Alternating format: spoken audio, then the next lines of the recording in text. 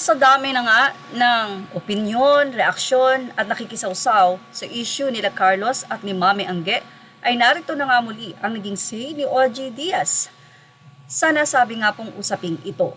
Aniya, kung makikisawsaw tayo, hangarin pa rin natin na magkaayos ang mag-inang Angelica at Carlos Yulo. Hindi naman naiiba ang pamilyang yan sa ibang pamilya. May kanya-kanya ding problemang kinakaharap. Nagkataon lang na sikat si Carlos na imbis na tuloy-tuloy lang ang momentum ng selebrasyon, nahaluan pa ng sagutan nilang mag-ina. Natutuwa tayo para kay Carlos kasi tuloy-tuloy lang ang mga incentives at rewards na dumarating sa kanya mula sa mga sponsors na aabot na yata ng 100 million. Ang dami pang nag-i-sponsor ng unlimited kain sa mga restaurant. Pero bago pa maisipan ni Boss Vic Del Rosario na bigyan si Carlos ng lifetime pre-subscription ng Viva Max, sana may mag-sponsor din ng pagbabati ng mag-ina. Aba, walang katapat na halaga yon kung sakali.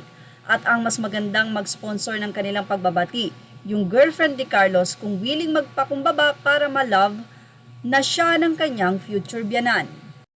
So, dapat na nga bang pumagitna nitong si Chloe o matagal na siyang pumapagitna?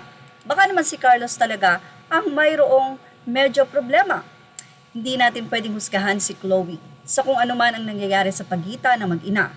But anyway, narito naman ang naging say ng mga netizen.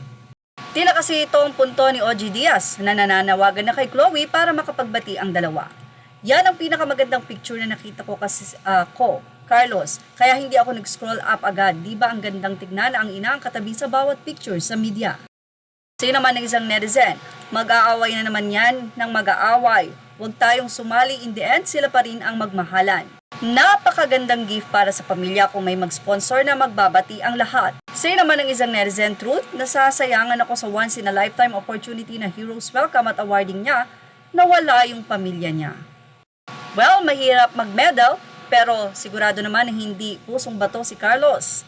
Siguradong mahihilot yan ni Chloe. Kaya naman Chloe, sagaw ng sambayan ng Pilipino, move na daw. But anyway, at the end of the day, sabi nga natin, sila pa rin ang magdidesisyon.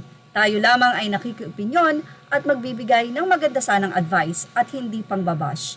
Yan ang ating Showbiz Now update. Images are all credit to the rightful owners. Thank you for watching Showbiz Now.